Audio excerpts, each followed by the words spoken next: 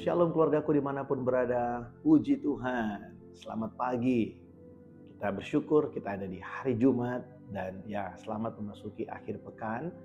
Bagi keluargaku dimanapun berada, di hari Jumat ini saya mengajak kita untuk melihat Galatia pasal yang keempat, ayat yang ketujuh. Saya akan bacakan bagi setiap kita demikian firman Tuhan.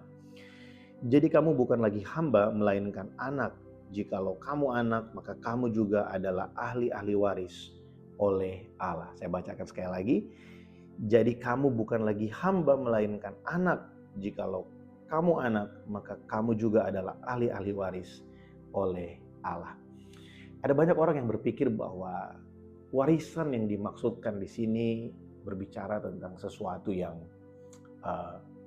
kekayaan ya atau finansial gitu ya. Tapi buat saya lebih tepat kalau kita melihat dalam bagian ini sesuai dengan konteks dari ayat ini.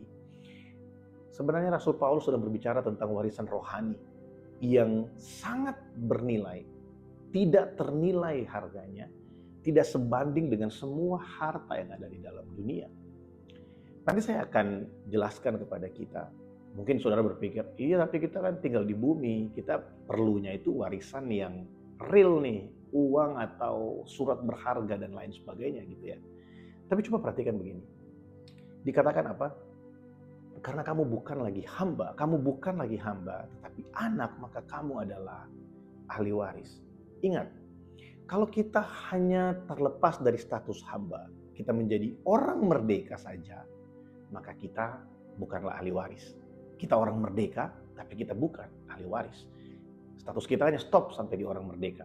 Tapi ketika Allah memutuskan bahwa semua orang yang percaya melalui Yesus Kristus kita dijadikan anak, maka Allah memberikan kepada kita status yang baru yaitu anak. Dan setiap anak-anak Allah adalah ahli waris oleh Allah. Apa yang Allah wariskan bagi kita?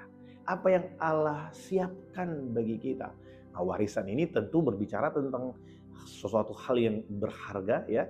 Kalau dalam budaya kita sekarang, warisan ini diterima ketika sang pemilik warisan itu sudah meninggal dunia atau sudah tidak ada lagi. Namun dalam konteks ini sedikit berbeda. Karena yang diwariskan kepada kita adalah sesuatu yang rohani, bukan sesuatu yang ada di dalam dunia. Warisan yang dimaksudkan oleh Allah di sini adalah kehidupan yang kekal bersama dengan Dia. Itu adalah warisan yang tidak ternilai harganya, lebih mahal daripada semua yang ada di dalam dunia. Kenapa? Karena kita bisa punya warisan yang sangat besar di dalam dunia. Kita bisa punya kesehatan yang sangat bugar di dalam dunia. Kita bisa punya semua yang orang bilang sangat berharga di dalam dunia. Tapi semua yang berharga di dalam dunia tidak akan mampu untuk membeli satu detik pun di dalam kekekalan. Tidak mampu untuk memastikan ya sesuatu yang akan terjadi setelah kematian. Tapi kita bersyukur karena kita adalah ahli waris yang akan menerima kekekalan bersama-sama dengan Allah. Bahkan yang luar biasa begini. Kekekalan yang Allah berikan bagi kita itu bukan hanya akan kita nikmati nanti waktu kita sudah mati. Tapi kekekalan yang Allah siapkan bagi kita itu bahkan dapat kita nikmati mulai saat ini. Saat kita masih di bumi, kita percaya kepada Yesus sebagai Tuhan dan Juru Selamat, kita menjadi anak-anaknya, maka kita memiliki kekekalan bersama dengan Dia. Apa maksudnya? Hari ini kita sebagai anak-anak Allah, kita tidak akan pernah mengalami kematian. Kematian tubuh itu tidak akan membuat jiwa kita mati. Waktu kita selesai dengan tubuh ini, kita masuk kepada kehidupan yang sesungguhnya, yaitu kekekalan bersama dengan Allah. Saudara, ini jauh lebih berharga, jauh lebih bernilai daripada semua yang ada di dalam dunia ini. Ada banyak orang yang berusaha untuk mempertahankan hidup yang ada di dunia ini. Waktu sakit berusaha untuk cari dokter yang terbaik, berusaha untuk cari obat yang terbaik. Salah? Tidak salah, itu baik supaya kita bisa tetap hidup.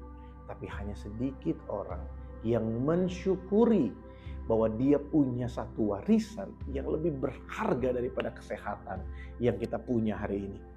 Itu adalah kehidupan kekal bersama-sama dengan Allah. Apa itu sorga sebenarnya? Sorga adalah tempat tinggal Allah.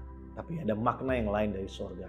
Sorga itu adalah hubungan yang tidak pernah berakhir dengan Allah. Kapan saja, di mana saja, dalam keadaan apapun. Itu adalah warisan kita. Yang tidak mampu kita beli dengan apapun juga. Yang tidak dapat kita tukar dengan harta manapun juga. Itulah yang menjadi warisan kita. Dan kita bersyukur karena kita dapat menerima semuanya itu di dalam Yesus Kristus Tuhan kita. Keluargaku dimanapun berada, mari sadari betapa engkau berharga di hadapan Allah. Betapa engkau mulia dan betapa Allah mengasihi engkau luar biasa. Betapa Allah sungguh-sungguh menyatakan kasih-Nya dalam hidupmu melalui Yesus Kristus Tuhan. Hari ini mungkin ada banyak keraguan di dalam hati kita. Aku ini kok seperti ini aja ya, aku ini kok gini-gini aja ya. Coba jangan lihat yang gini-gini aja. Coba lihat apa yang sudah Allah kerjakan dalam hidup kita. Maka itu akan membuat kita berpengharapan akan hari esok. Kita yang tidak bersemangat, kita akan bersemangat melihat hari esok. Kenapa? Karena kita tahu semua yang ada hari ini hanya sementara. Dan ini bukanlah tujuan akhir kita. Kita adalah ahli waris dari hidup kekal bersama dengan Allah. Ini bukan janji-janji palsu seperti janji-janji kampanye. Tapi ini adalah janji yang sejati yang diberikan oleh Allah. Bahwa kita adalah ahli waris dari Allah. Kita akan menerima hidup kekal, kebersamaan yang tidak pernah putus dengan Dia. Puji Tuhan. Biarlah weekend ini menjadi weekend yang menyenangkan bagi setiap kita. Kita boleh bersekutu dengan orang-orang yang kita kasihi di kantor, di kampus, di rumah, dimanapun kita berada. Nah, saya mengajak setiap kita, keluargaku dimanapun berada, mari kita mengikuti ibadah doa puasa ya. Mulai besok, mulai minggu lalu ibadah doa puasa sudah kita lakukan tidak lagi melalui Zoom, tapi melalui Google Meet. Dan ya, buat keluargaku saya akan memberikan linknya di dalam deskripsi daripada video ini. Puji Tuhan, mari kita berdoa. Tuhan, terima kasih untuk sepanjang minggu yang luar biasa. Kami boleh belajar firman Tuhan, bagaimana kami ditebus oleh Tuhan kami Yesus Kristus. Engkau datang ke dalam dunia sebagai manusia untuk menebus kami manusia. Engkau datang melalui orang yang tidak berdaya menghadapi dosa, supaya semua orang yang tidak berdaya menghadapi dosa itu diselamatkan melalui Engkau. Terima kasih Tuhan Yesus, karena melalui Engkau kami dijadikan anak-anak Allah. Bukan hanya menjadi orang merdeka, tapi kami menjadi anak-anak Allah. Sehingga kami punya status yang baru, identitas yang baru. Kami punya tujuan hidup yang baru. Dan Tuhan, kami bersyukur karena Engkau begitu mengasihi kami.